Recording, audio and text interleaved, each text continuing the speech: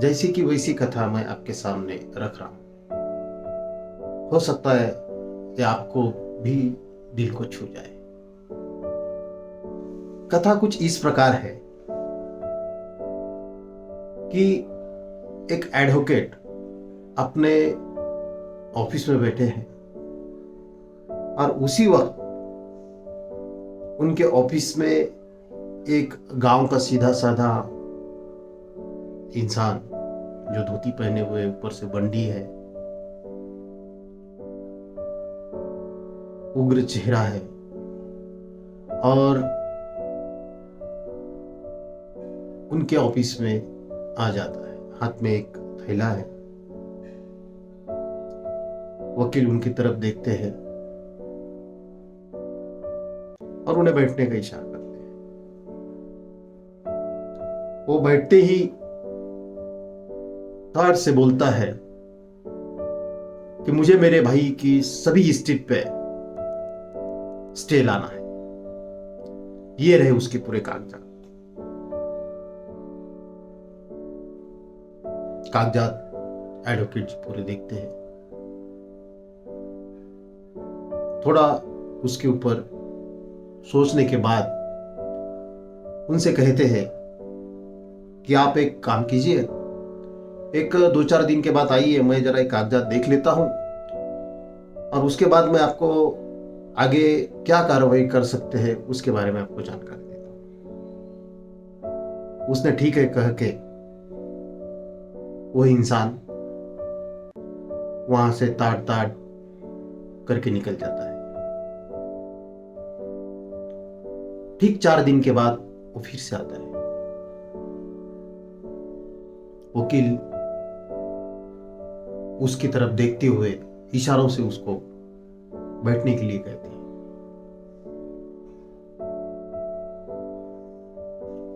और उनसे कहते हैं कि देखिए, मैंने आपके पूरे कागजात ठीक से पढ़ लिए हैं।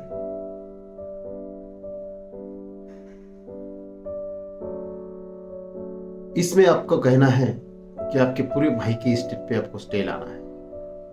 जरूर ला सकते हैं,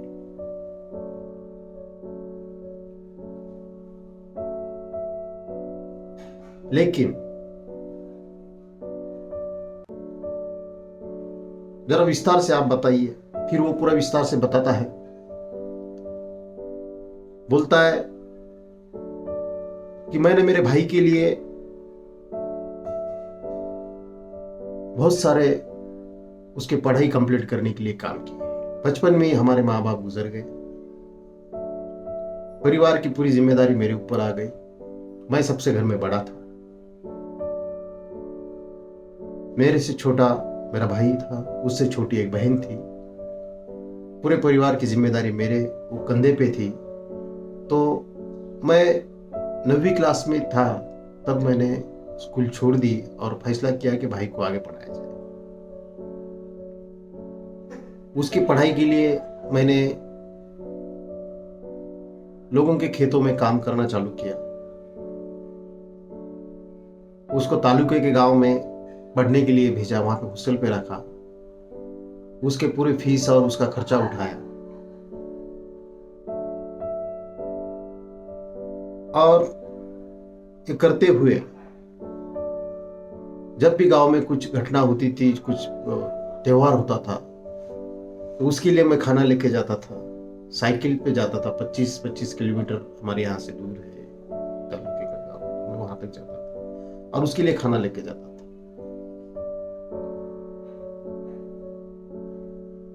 ये सब करते हुए मुझे कुछ महसूस नहीं। मैं तो अपने परिवार के लिए कर रहा था। मेरे मन में ये भावना थी कि मैं मेरे भाई के लिए कर रहा हूं, तो कुछ अलग नहीं कर रहा हूं, कुछ दुनिया से अलग नहीं कर रहा हूं। कुछ दिनों के बाद बहन की शादी कर दी, भाई को और आगे बढ़ाया। एक दिन भाई गांव में आया था छुट्टियों में। बैलों को चारा वैरन करते हुए उसको सींग लग गया बैल का और हॉस्पिटल में उसको भर्ती करना पड़ा। डॉक्टर ने कहा कि इसका किडनी खराब हुआ है, हमको एक किडनी बदली करना पड़ा। मैंने कुछ भी ना सोचते हुए तुरंत अपनी किडनी देने का फैसला किया। ना मेरी बीवी बच्चे तैयार नहीं थे, लेकिन मैंने सोचा कि भाई मुझे क्या करना है, मेरे पास एक किडनी है, चल जाएगा, क्योंकि मुझे तो खेतों में ही काम करना है। आगे जाके मेरा भाई पढ़ेगा, उसको बहुत सारी जिम्मेदारियां उठानी है, उसको आगे बहुत सारा बड़ा काम करना है, तो वो तंदुरुस्त होना बहुत जरूरी है। इसीलिए मैंने उसको बिना झिझक मैंने किडनी देने का निर्णय लिया। उसके बाद उसकी पढ़ाई कंप्लीट हुई, उसको बढ़िया सी नौकरी लगी। उसने हमें बताए बिना प्रेम विवाह कर लिया। उसमें भी हम खुश थे कि चलो ठीक है, उसके पसंदीदा लड़की से उसकी शादी हो रही है। तो मैंने गांव में शुगर शक्कर बांटी, पेड़े बांटे और अच्छा चल रहा था। लेकिन जब आगे मुझे ऐसा लगा कि अभी हमारे सुख के दिन आ गए हैं। मैंने जो मेहनत ली है, मैंने जो खस्ता खाई है परिवार के लिए, तो अब हमारे सुख के दिन आ गए हैं। अभी मुझे ज्यादा चिंता करने की कोई जरूरत नहीं। लेकिन सारा खेल यहीं से शुरू हो गया। उसने घर पे पैसे भेजना बंद कर दिया। पैसे मांगे तो बोलता था कि मैंने अभी फ्लैट लिया है, मैंने गाड़ी ली है, सब कर्जे से लिया है, मैं आपको पैसे नहीं दे सकता। मेरी बीवी मना करती है।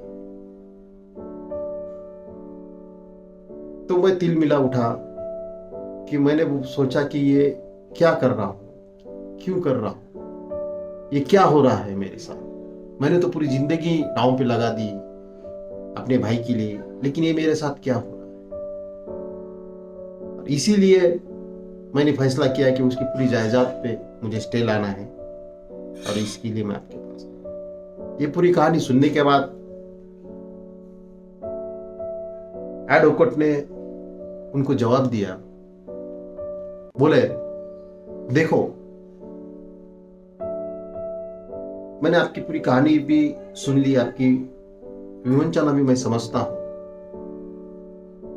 और कुछ हद तक आप सही भी है।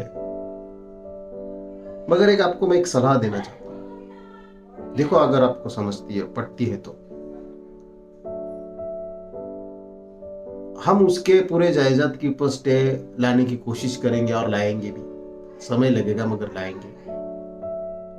लेकिन जो उसके लिए अपन ने जो खस्ता खाई है, उसके लिए जो अपनी किडनी दी है, वो तो वापिस नहीं आ सकती।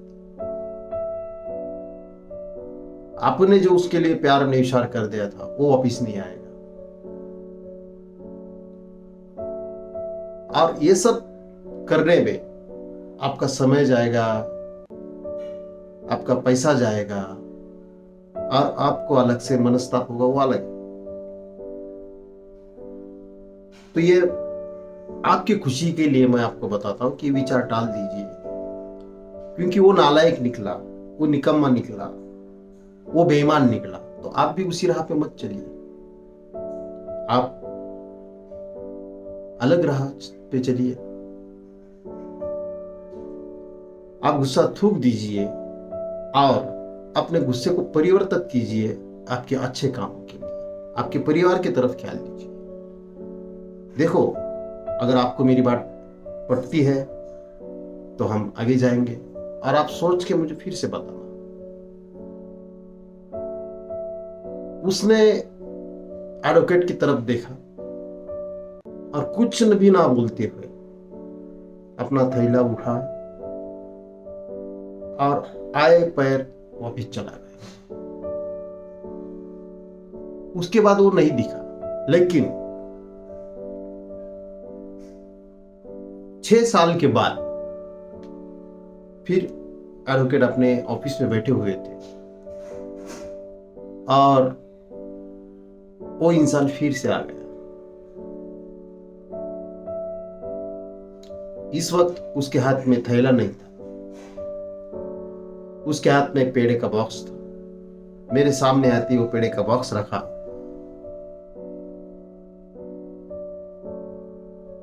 तो एडवोकेट ने उसको बैठने के लिए कहा। तो बोलता है, मैं बैठने के लिए नहीं आया हूं, आपको पेड़े देने के लिए आया। मैंने बोला, बताओ किस बात की खुशी है। तो बोला, साहब आपने जो मुझे उस दिन सलाह दी थी 6 साल पहले, उस दिन मैंने अपने गुस्से को डाइवर्ट कर दिया, बदल दिया। मैंने अपने परिवार की तरफ, अपने बेटे की पढ़ाई की तरफ ख्याल दिया। आज मेरा बेटा न्यूजीलैंड में अच्छे पोजीशन पे काम कर रहा है। गांव में मेरा 3 मंजिली मकान मैंने बनाया है, 10 से 12 एकड़ नई जमीन ली है और मैं अब खुशहाल जिंदगी व्यतीत कर रहा हूं। आपने उस दिन मुझे अच्छी सलाह नहीं दी होती तो शायद मैं आज कोर्ट चक्कर में पड़ा होता था। मेरे बेटे के पढ़ाई की तरफ भी शायद मेरा ख्याल नहीं होता था। और हाथ में तो कुछ आना नहीं था। तो आज आपकी बदौलत मुझे ये मौका मिला कि मैं अपने गुस्से को एक अच्छे इसमें डाइवर्ट कर सका। तो आपका बहुत बहुत धन्यवाद। तो दोस्तों, इस कहानी से हमें यह सीख मिलती है कि अगर हमारे साथ कोई बुरा व्यवहार करे तो जरूरी नहीं कि हम उसी के साथ उसी तरह का व्यवहार करें। हम कुछ अलग कर सकते हैं। जैसे कि हर किसी का स्वभाव होता है।